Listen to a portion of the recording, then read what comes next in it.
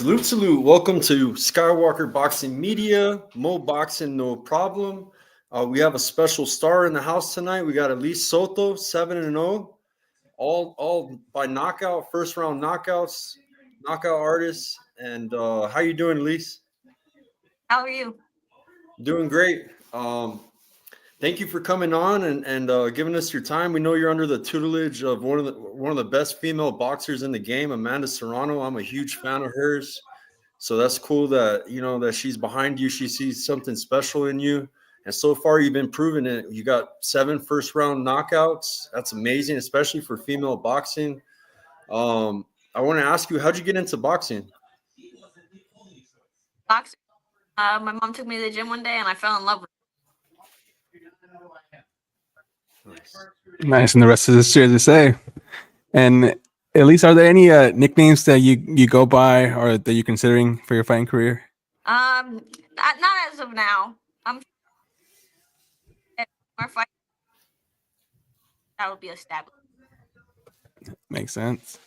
Right. I think the audio's cutting in and out again, Elise. Yeah, I could you hear her, Jose, or is it just no? It cut out, but I got the gist of the answer. Yeah, I did too. I got pieces. Okay. Mm-hmm. Could you tell us about your amateur career and what were some of your major achievements? I would, but At least I think we lost your audio again. It's cutting out.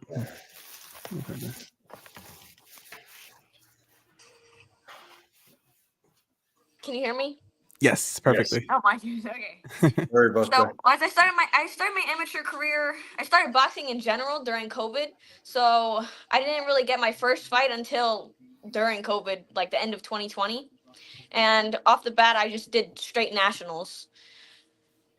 So most of my experience just came from that. I did a couple shows here and there, but most of them just came from nationals. Yeah, and we saw that you were doing the Olympic trials. How was that experience? It was a great experience. I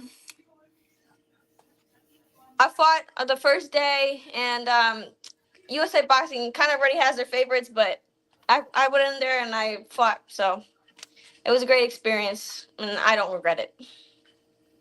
Yep, and as we're learning now, like your style's more geared towards the pro style, anyways. Yes. 7-0 and 7 knockouts. Right. Yeah, I love the pros so much. So you made your pro debut on January 2024 in Colombia. What were your emotions heading into your first pro fight? Just extremely excited and blessed. It's awesome. A lot of people get nervous. Like, I feel a little bit of nervousness, but most of it's just excitement, just to fight. Yeah, I mean, we heard from other people that make their pro debut that they could be nervous backstage, but I think once they make that ring walk and they're inside the ring and they got that tunnel vision, is that kind of what happens to you too? You just kind of just zone in, focus. Yeah. Once I get in the ring, it's like fight time. And the only thing I see is the opponent in front of me. That's all I'm focused on. That's awesome. And at least we saw that you had a very active 2024. 7 fights. Your first year as a pro. Was that always the plan to keep you as active, or was it kind of the result of all the first round knockouts? I think it was a mix of both. And I also have a great team on my side, and whatever they tell me to do, I'm gonna do. And my job is just to stay ready for anything. Well said. At least you won all your fights by knockout, and it's crazy because you're still real young and you're still maturing and you're getting stronger. And I think that's amazing. How'd you get into becoming a knockout artist now? I mean, as far as like what do you give credit to all the power that you have? I have a great team, like I said, on the managerial side, and even my coaches and my strength conditioning coach is actually my mom. She trains professionally, so I like to say my strength mainly comes from that, and obviously staying in the gym and working hard. Nice. Yep.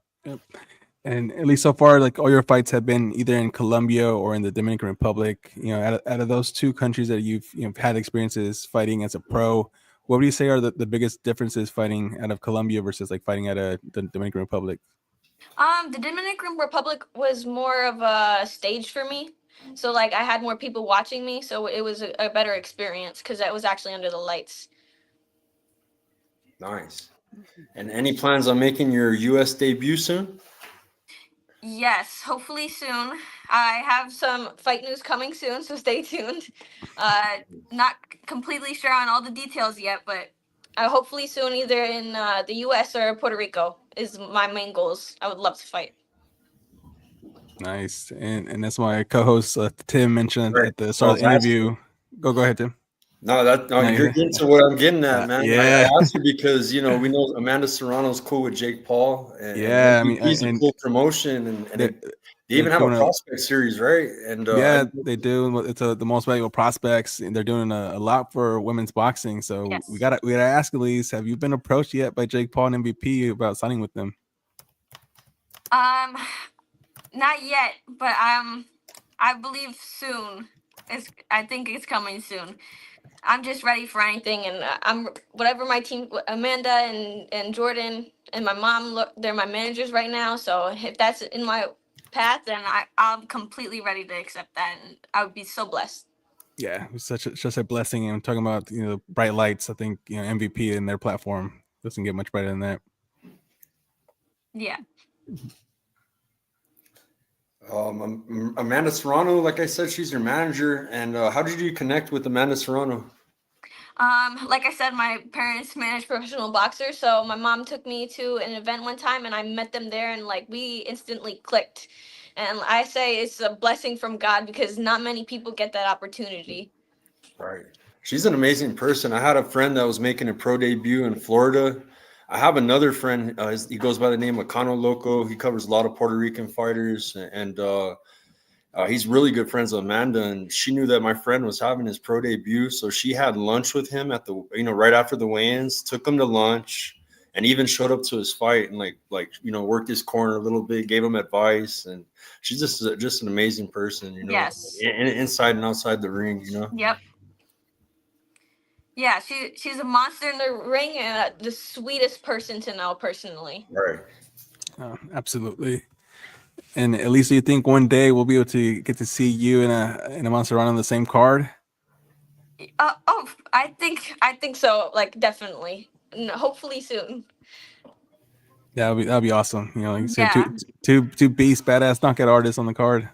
Yeah, For it. that's like my dream is just to be on her undercard. Yeah. Right. And do you have any fight announcements? Do you have any fights coming up? Not solidified yet, but I believe soon. Okay, nice. Nice. And timing, is it going to be kind of a spring fight or a summer fight? Do you kind of know yet? I believe in the spring. Spring. That'll be good. And then what are your thoughts on your weight classes for bantamweight as far as the champions, top contenders in that division? I'm featherweight, but You're featherweight now? yes. So that's the same weight class as Serrano, right? Yes. I am blessed to hopefully follow in her footsteps and take on her legacy. Yeah, it'd be amazing, just kind of a passing of the torch. Yes. Right.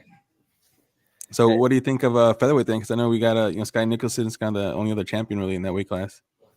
Yeah.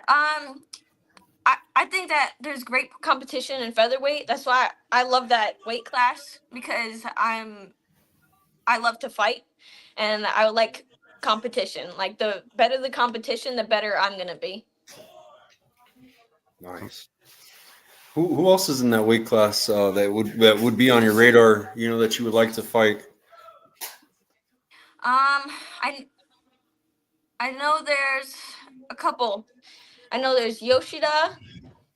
There's who else? There's Is it Yoshida. Tierra Brown? Tiara Brown. Yes. Mhm. Who else?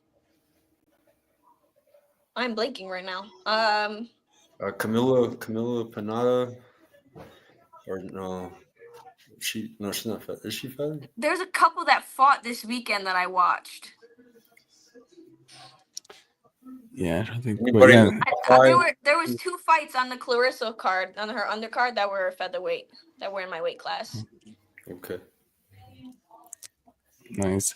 And then, or at least, what are your thoughts on, kind of what Turkey, Sheikh, and Saudi Arabia are doing in the sport of boxing? I think it's great. I think it's very beneficial to boxing. Just bringing more eyes to it. So I just hope that he puts on more women. So, and I'm looking forward to that also. Nice. That'd And be I know great. Amanda Serrano, she's fought 3 rounds. What's your thoughts on 3 minute rounds? I think it's great. I think that women should be fighting 3 minutes, the same as men, because they give us more time to get the knockouts and set up what we need to set up. Yep. I think that a lot of time men get more knockouts than women because of the two versus 3 minutes. Right, that extra minute. Yeah. Makes all the difference. I feel like those 2 minute rounds, they just go by so fast. Yeah. Yep. Yeah. And then, at least, we know you're a hard puncher, but who is the hardest puncher you've been in the ring with, either in sparring or in a pro fight? Amanda Serrano. Serrano. Yeah. Yeah, I believe it. I believe it. I want to ask you, who's your favorite boxer from the past and the current, and both male and female? I'm gonna have to say my all-time favorite is Amanda Serrano because she's just a legend in the sport, like 7 division world champion. In the past, for defensive wise, I would say Pernell Whitaker. I also always like Chavez and Canelo, and I also like Terrence Crawford now, but Canelo has always been my top. Of course, Tito Trinidad, also one of my all-time favorites. Right. Yep.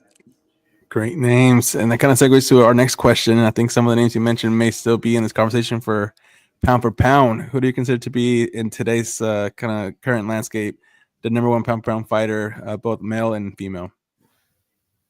Like I said, my female is definitely Amanda Serrano, pound for pound. For males, I would say at the moment probably Terrence Crawford or Naoya Inoue. And then after, I would say Canelo's probably like third on my list, and then Bivol Better Vive. Yeah, they're fighting on a February 22nd. Any predictions on the rematch? I think Bivol's boxing is a lot better, so I think Bivol might have it. But Better Beef has that power. He has that crack, so you never know what's gonna happen. It's boxing. Any one shot can always do it. That's right. And what do you like to do outside the ring? Like, what are your hobbies? What do you like to do? I have a thing with me. So everybody says that like I live in the gym. So like whenever I am not boxing, I'm still in the gym.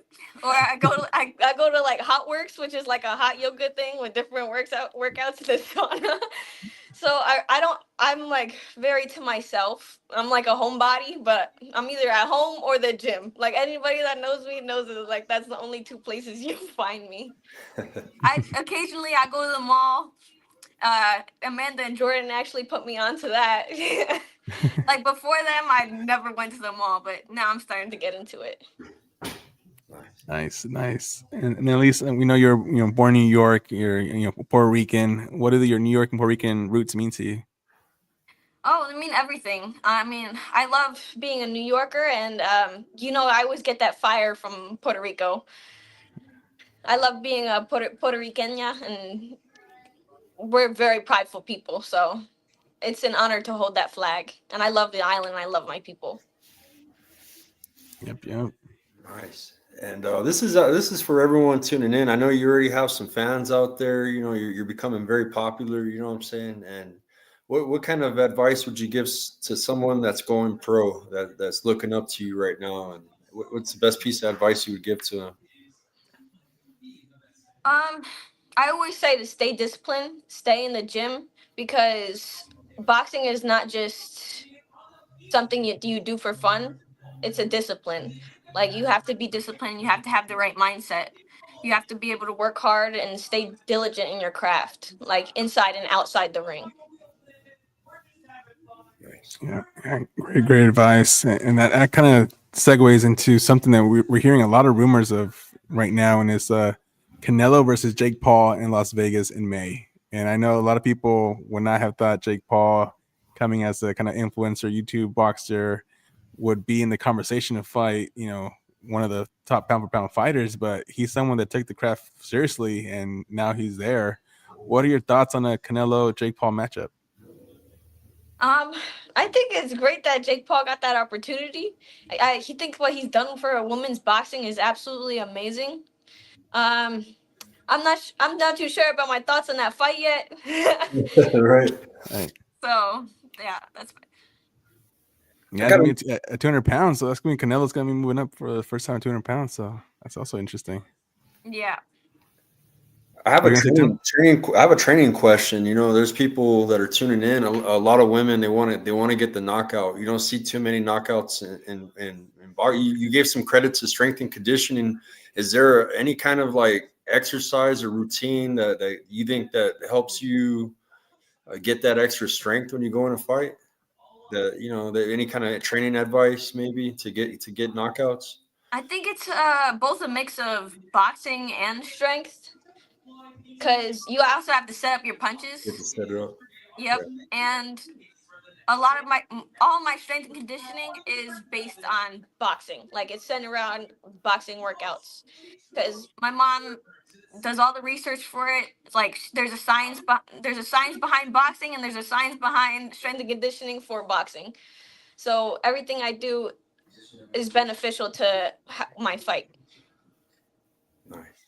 Yeah, that's awesome. Yeah, it's just amazing. So it's kind of like when Berlanga, when he first hit the scene too. He's another Puerto Rican fighter. He had all first round knockouts in the beginning.